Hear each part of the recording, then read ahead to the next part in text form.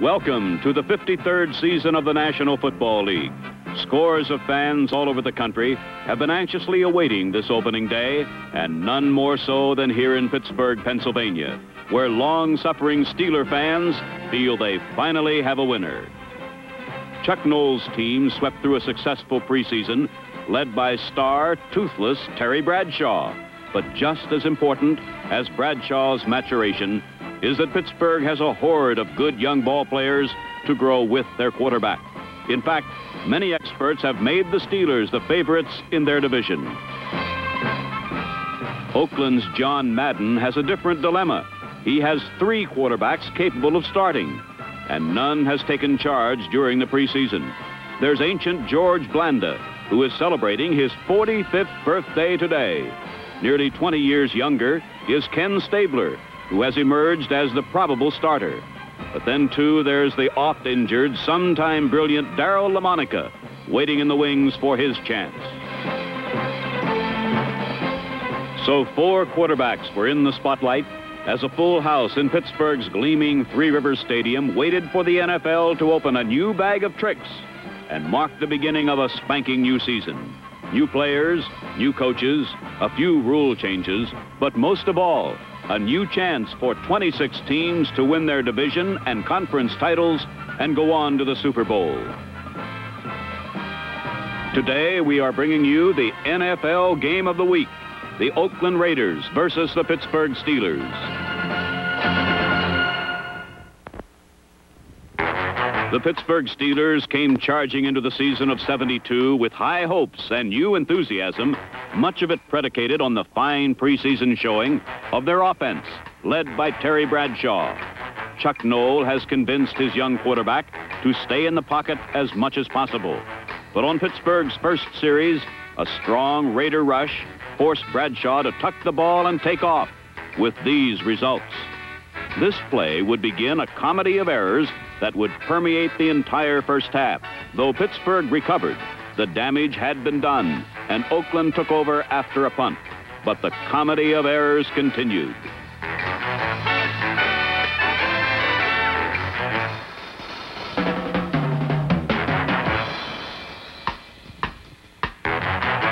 Chuck Beatty's interception on the tip pass gave the Steelers another chance, this time in Raider territory. But as their fans urged them onward, the turnover tournament persisted.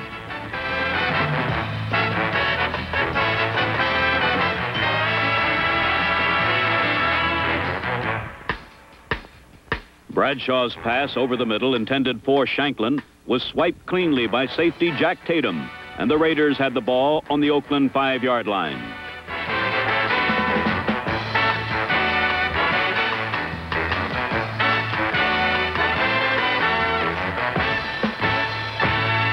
Here in the shadow of the end zone, the turnovers abated, and the Steeler defense took over. Defense is a question mark concerning this Steeler team, but it's pass defense, not the ground defense. Oakland simply had no room to run.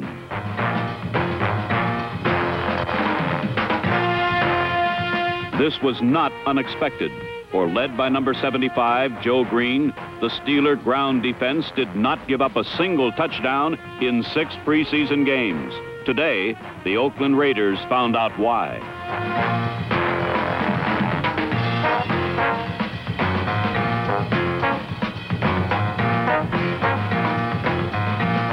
Mean Joe Green is the veteran, and he's only 25. Flanking him is third-year man L.C. Greenwood, sophomore Dwight White, number 78, and rookie tackle Ernie Holmes, number 63. They are supported by All-Pro and captain Andy Russell, young Jack Ham, and Henry Davis at the linebacker positions. Unable to move it all against the Gold and Black, Oakland was forced to punt. But again, the Pittsburgh defense made the big play. Middlebacker Henry Davis, number 53, blocked the punt and ran it in for the first score of the game. Davis, a 5-year veteran from Grambling, came to the Steelers from the New York Giants 3 years ago, along with Frenchie Fuqua, in exchange for quarterback Dick Shiner. With Davis anchoring the linebacking core and Fuqua, the Steelers' best runner, The trade was a windfall for Pittsburgh. A look at this play from our slow-motion camera reveals there was no breakdown on Oakland's part. Hunter Jerry DePoyster fielded the ball cleanly and got it away. Henry Davis simply made a great defensive play.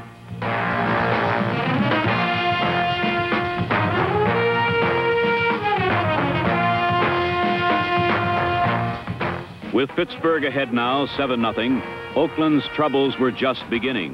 The next series, Stabler had trouble holding on to the ball.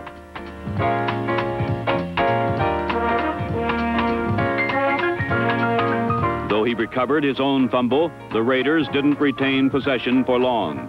Number 59, Jack Ham, continued the defensive virtuosity with an interception that gave Pittsburgh the ball on the Oakland 35. Here, for the first time today, offensive football took over.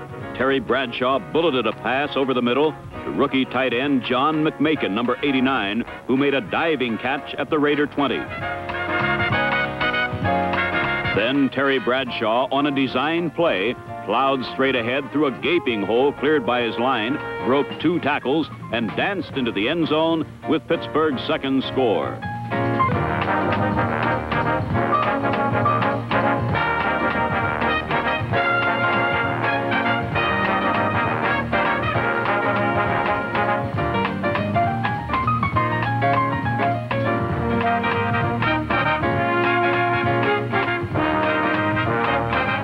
This is just one of the things that makes young Bradshaw so dangerous to defense.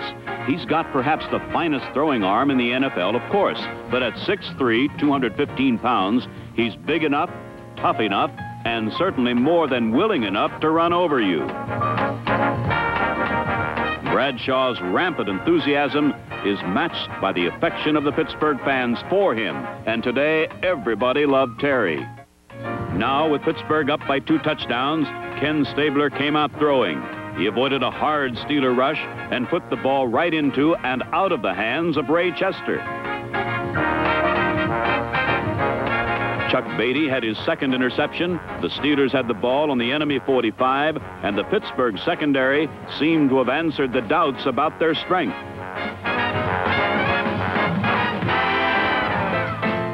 Four plays later, at the beginning of the second quarter, Roy Giralla, with Terry Hanratty holding, kicked a 40-yard field goal to give Pittsburgh a 17-0 lead.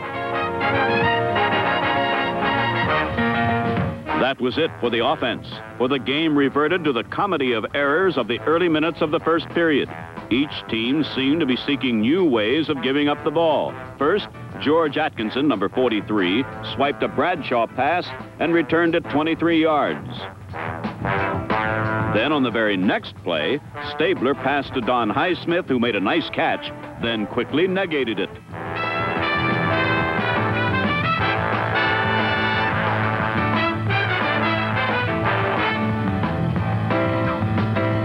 Jack Ham's recovery gave the ball to Pittsburgh only temporarily, though. For several plays later, rookie running back Steve Davis coughed it up to Oakland.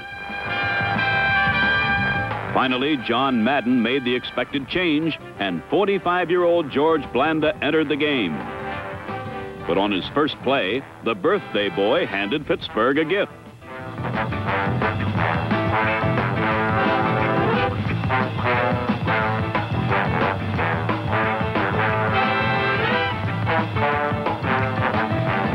But Pittsburgh couldn't stand the prosperity, and 2 plays later returned the favor. Number 84, Tony Klein's quick reflexes gave Oakland the ball on their own 46 and gave George Blanda a second opportunity. He made the most of it. With less than 2 minutes to go in the half, off a play fake, Blanda had plenty of time to wait for a receiver to come open. Raymond Chester did for a 23-yard gain.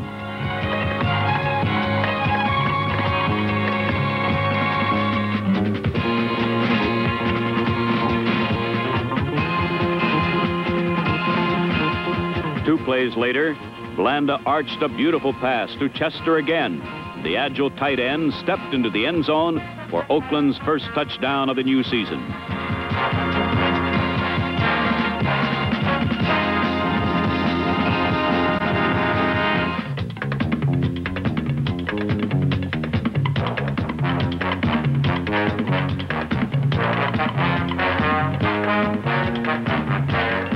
So at the half, Oakland had narrowed the gap to just 10 points. But their late score could not overshadow the fact that the powerful-looking Steelers had outplayed them for most of the first 2 quarters. Spurred by his late first-half touchdown pass, Blanda tried for another quick strike on the second half's first play from scrimmage. But his bomb for Cliff Branch was dropped.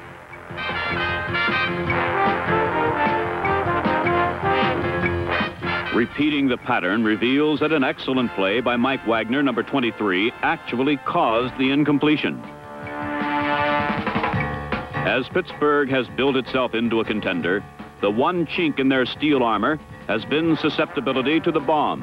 But on this day, Wagner, Beatty, Lee Calland, and John Rouser, number 48, showed the improvement they had made. Good pass defense is predicated by a good rush, and the Steelers have always gotten this.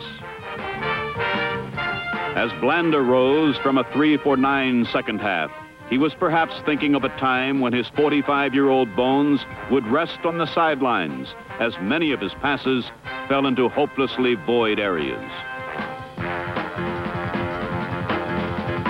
Unable to hit on passes, Blanda tried the ground.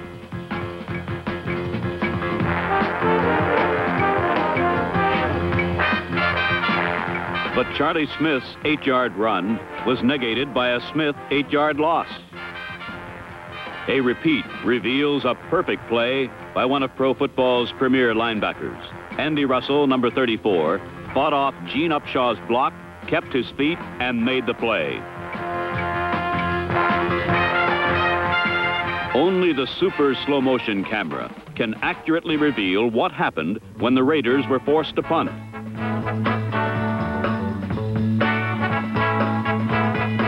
A high snap from center eluded DePoyster.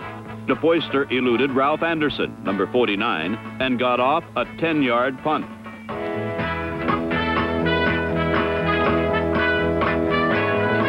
The ball struck teammate Dan Connors, number 55, on the shoulder and headed back toward the Steeler goal.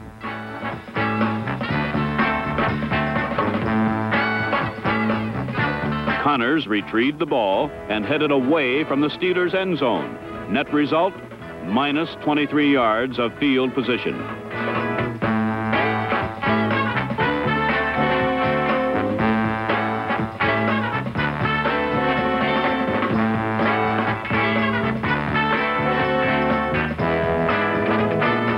Given a great starting point from the Raiders' 7, Bradshaw surprisingly went to the air 3 times, and 3 times came up empty, though it was not all his doing.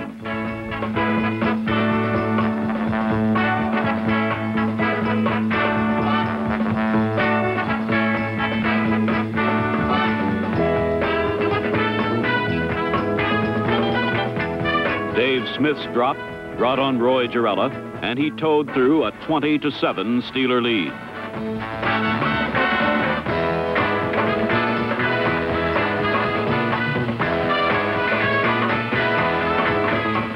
On the Steelers' next possession, Bradshaw used his backs exclusively.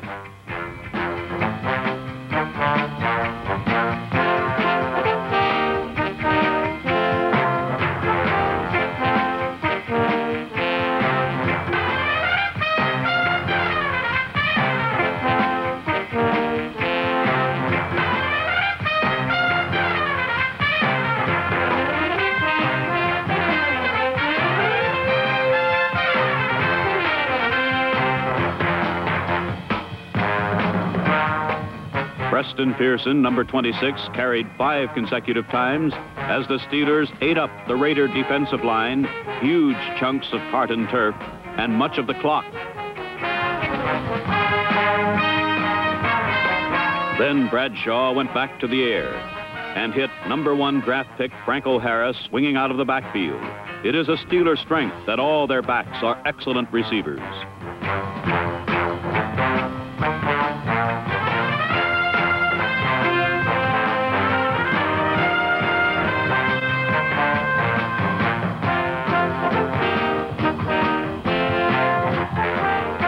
From the 2, watch a great block by Pittsburgh center Ray Mansfield, number 56, spring Bradshaw for his second touchdown of the day.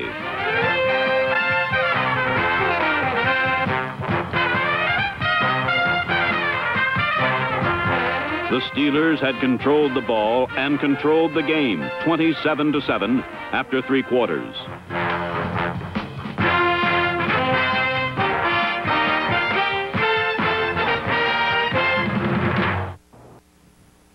Though the Steelers led by 20, a game against the Raiders is never over, and they called on Darryl LaMonica, the Mad Bomber. At first, it was LaMonica's legs that moved Oakland. Then, a more familiar LaMonica started spiraling. Bob Moore, number 88, ducked under Jack Ham, and the Raiders were on the go again.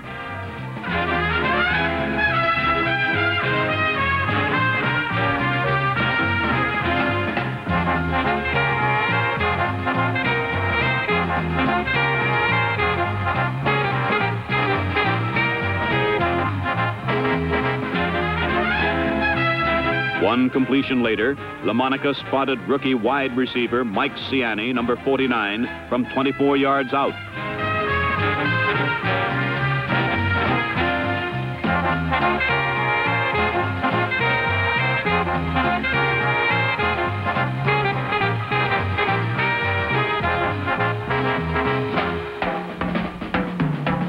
The Steelers' old pass defense nemesis had popped up again. With 10 minutes to go, the Raiders trailed by less than 2 touchdowns.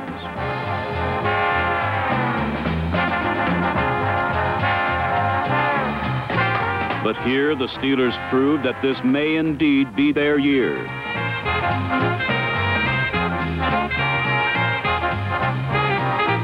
It took the Steelers just 4 plays to go 75 yards, with Bradshaw hitting number 25, Ron Shanklin, for a 57-yard score and a reaffirmed 20-point lead. While all eyes had been following the flight of the ball, the pass and the catch brought on different reactions. At one end of the play, Bradshaw had been belted as he released the ball, and he left the field in pain. Shanklin had not been touched, yet he rang up the score and received his due accolades.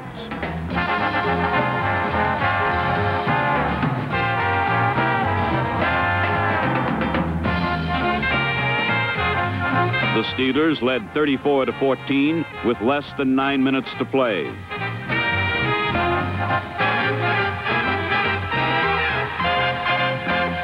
LaMonica, however, was not through. Again, he bedeviled the Steeler rush, in particular Joe Green, number 75, and hit Smith for 18 yards.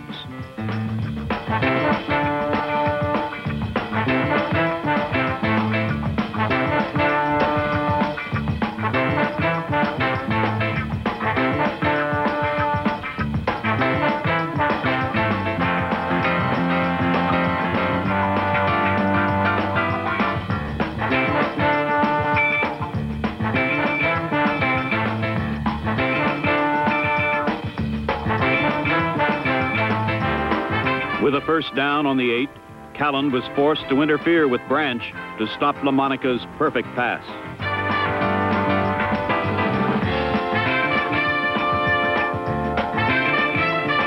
Don Highsmith, number 32, brought the Raiders to within 13, but now only 5 minutes remained.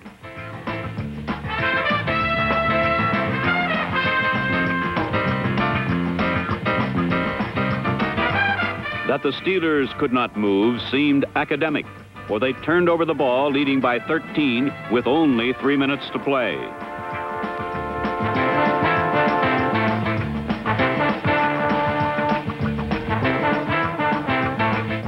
But again, LaMonica was on target to Ciani, this time for 70 yards, and the rookie had 2 scores in his first game as a pro.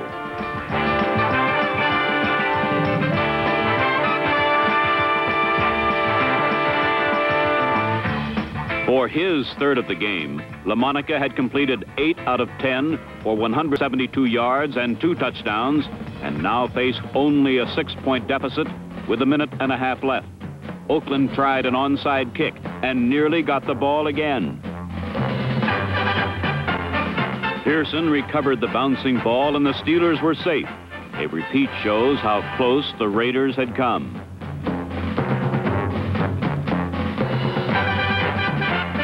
DePoyster's kick headed toward Brian Stenger, number 61, who went to his knees to make a safe recovery. But when Jeff Queen, number 47, slammed into him, the race was on.